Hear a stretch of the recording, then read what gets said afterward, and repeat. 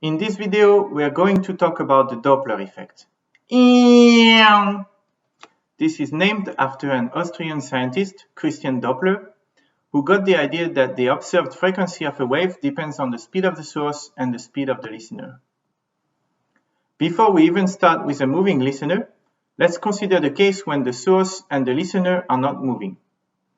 You have a source of waves in red color that is blinking at some frequency. The waves propagate, and then they reach the listener, which is in blue color. Obviously, the listener receives the waves with the same frequency as the frequency of the source. But let's say that the listener is moving towards the source. Then it will perceive the waves with a faster frequency. Let's look at this situation in another way. You have the source of waves. The waves propagate at the speed of sound v with a frequency fs and a wavelength that will be given by lambda equal v over fs. Then you have the listener that is moving towards the source at a speed vl. So the wave speed relative to the listener is faster. It is v plus vl. For the point of view of the listener, it will look like the wave is traveling faster. And because of that, the frequency perceived by the listener will also be increased. It is the wave speed divided by lambda, so it will be v plus vl over lambda. But lambda is equal to v over fs, so we obtain that fl is equal to v plus vl over v times fs. Let's look at this formula to see if it makes sense. First, if the listener is stationary, VL equals 0, then you see that FL will be equal to Fs, so there is no shift of frequency. Then, if VL is positive, that means the listener is moving towards the source, then the frequency perceived by the listener will be higher.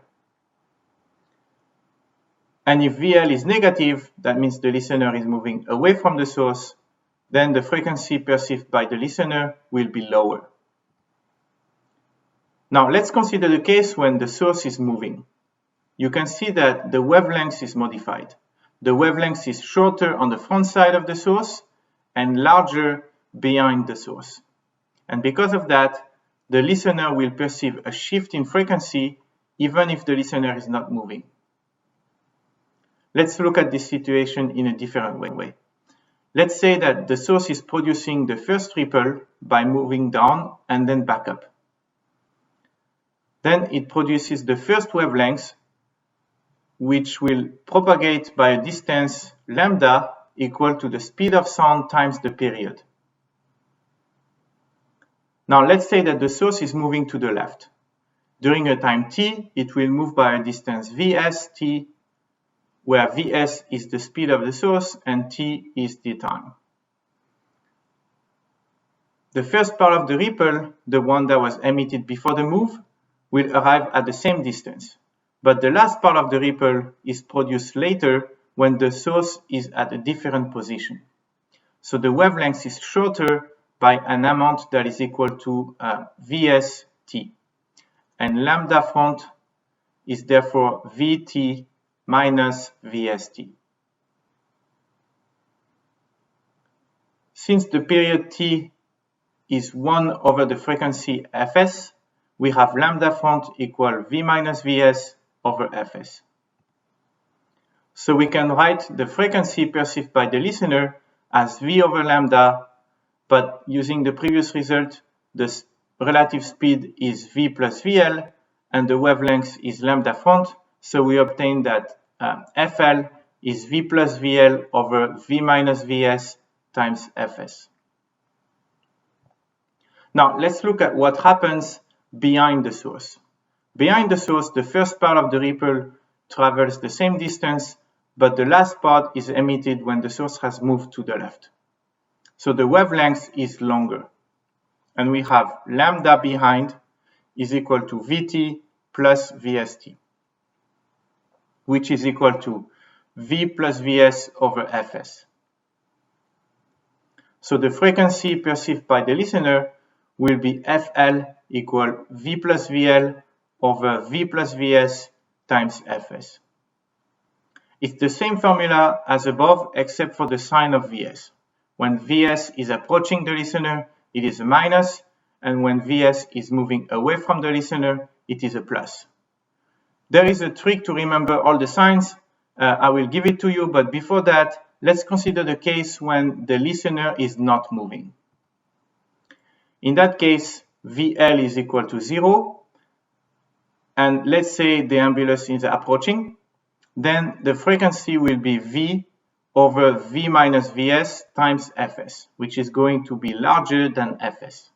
So the perceived frequency is higher. When the ambulance is approaching, you hear a higher frequency. And when the ambulance is moving away, then FL is V over V plus Vs times Fs, which is lower than Fs. So you hear a lower frequency. So if the ambulance is approaching and then moving away, you hear first a high frequency and then a lower frequency, right? This is the that you hear as the Doppler effect.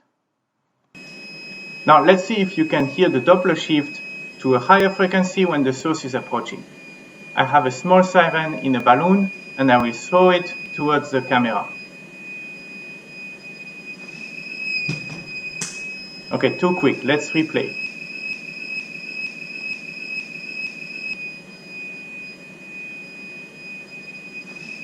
Can you hear the shift to a higher frequency?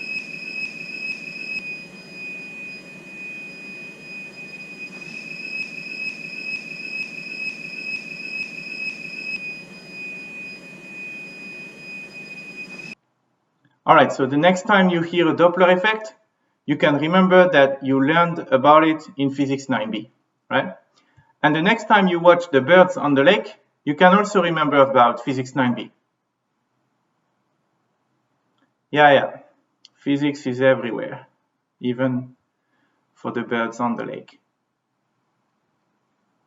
Now, there is a trick to remember all the signs in the formula for the Doppler effect. You only need to remember one formula where all the signs are positives, in fact.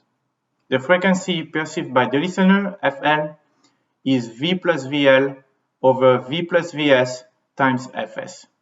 And you count the positive direction for VL and Vs from the listener to the source. So if the listener is on the left and the source is on the right, then the positive direction is from left to right.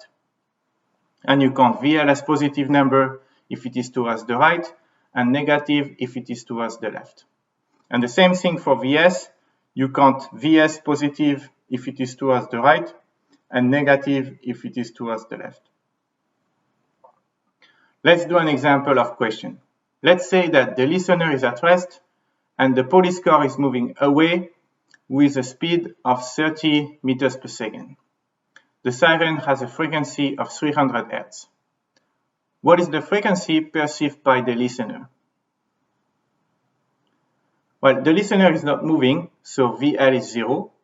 The source is moving in the same direction as L2S, so we use plus 30 meters per second.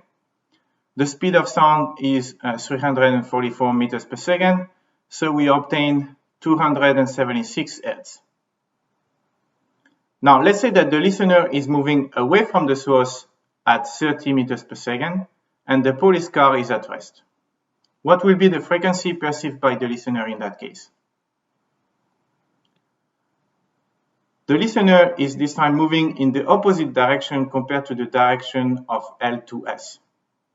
So VL will be taken as minus 30 meters per second. The source is not moving, so Vs is 0, and so we obtain 274 Hz. What's interesting with this example is that from the point of view of the listener, it looks like the police car is moving away at 30 meters per second. So from the point of view of the listener, the relative speed of the source is the same as in the first situation. But the perceived frequency is different, right? And this is because what matters is the speed relative to the air, right? Not the speed relative to the listener. We can see that in another example.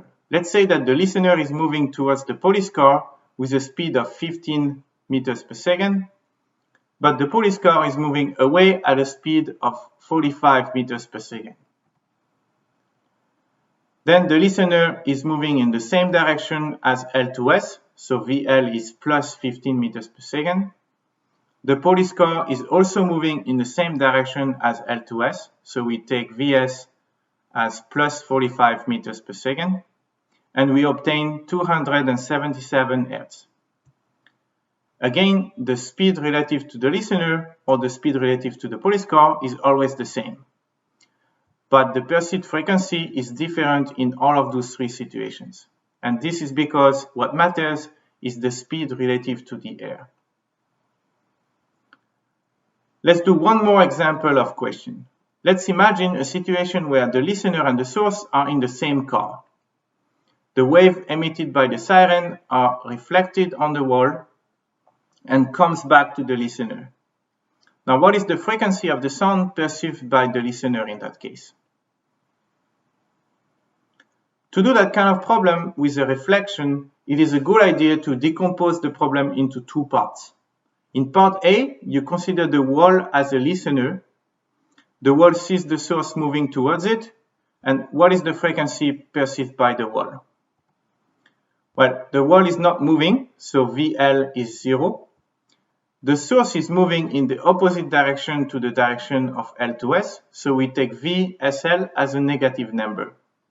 So the frequency received by the wall is V over V minus VSL times Fs.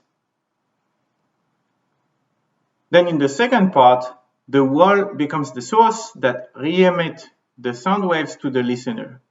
So the listener is moving towards the source, and we use plus VSL. The source, which is now the wall, is not moving, so Vs is 0. So the frequency is V plus VSL over V times the frequency from the wall. And finally, you can combine the two parts and you find the expression for the frequency as a function of the source frequency. You see that the plus sign on the numerator will tend to increase the perceived frequency, and this is because the listener is moving towards the wall. And at the same time, the minus sign on the denominator will also tend to increase the perceived frequency. And this is because the source is also moving towards the wall. So we get a double effect to get an even higher frequency.